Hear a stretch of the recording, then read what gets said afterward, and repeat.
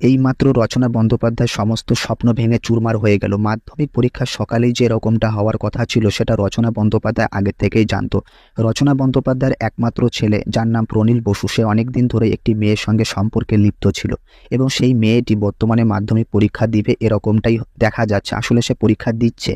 রচনা বন্দ্যোপাধ্যায় যখন জানতে পেরেছিল যে তার ছেলে আজকে সকালে বাড়িতে থাকবে না, সকালে ঘুম থেকে উঠে দেখে তার ছেলে বাড়িতে নেই।